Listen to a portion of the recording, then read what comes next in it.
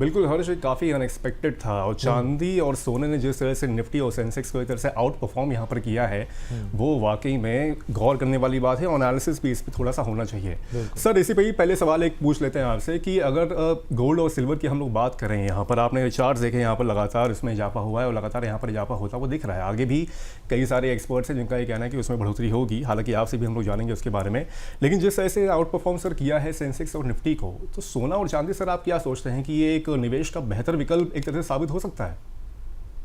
अभिषेक, सबसे पहले तो मैं एक डिस्क्लेमर देना चाहूंगा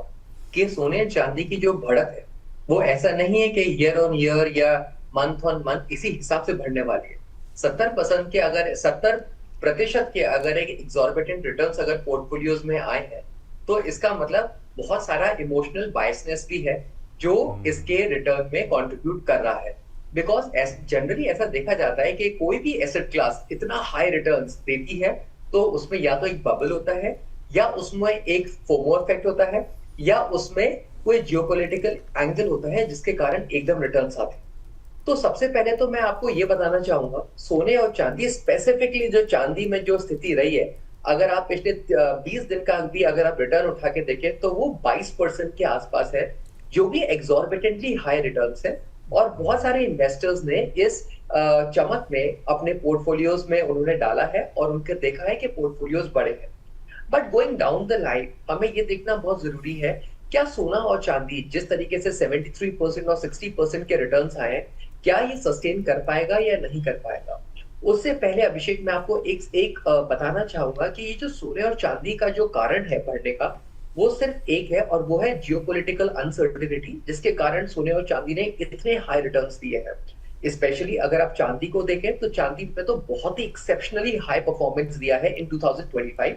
और उसके पीछे रीजन ये था कि एक तो चांदी सबसे पहले प्रेशियस मेटल की कैटेगरी के अंदर आया,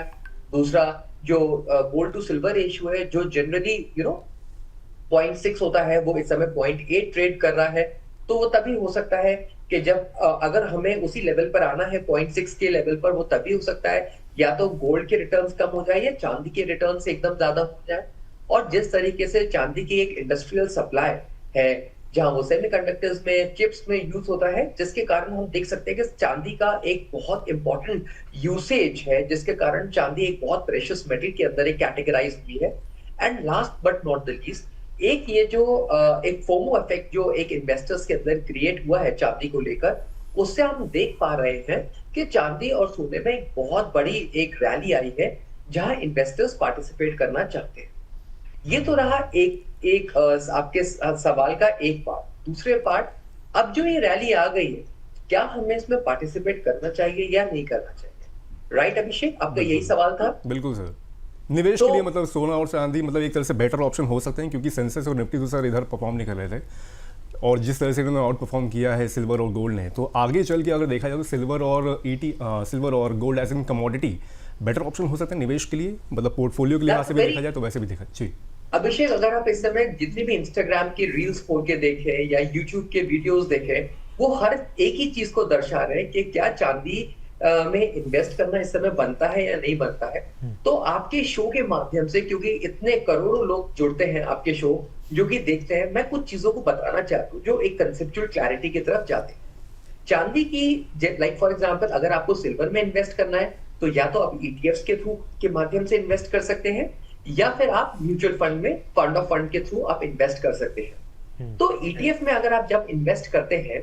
तो एक प्रीमियमाइजेशन एक चीज होती है जहां अगर डिमांड सप्लाई में मिसमैच होता है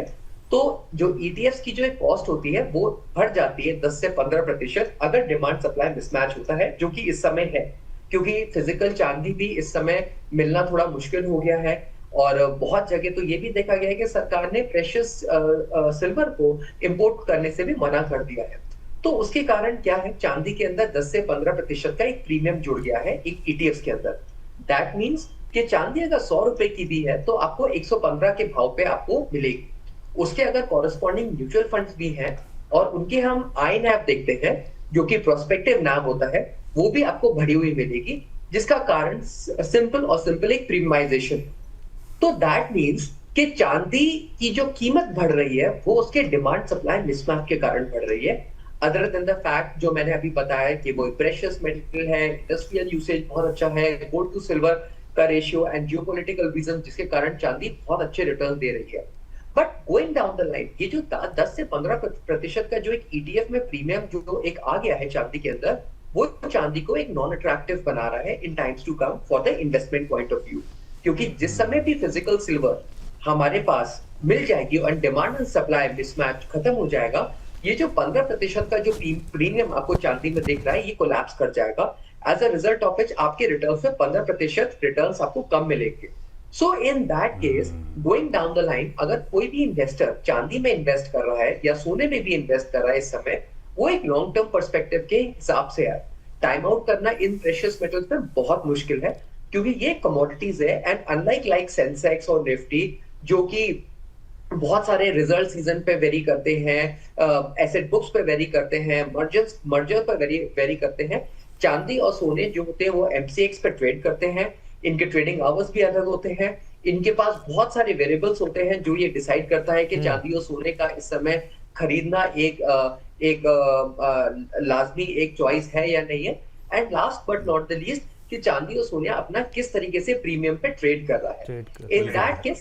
in that case Abhishek, coming back to the point, इस समय अगर कोई भी इन्वेस्टर चांदी में अगर एंटर कर रहा है तो उसको एक लॉन्ग टर्म पर्सपेक्टिव से एंटर करना चाहिए क्योंकि चांदी इस समय बहुत एक्सपेंसिव प्रीमियम पे ट्रेड कर रहा है।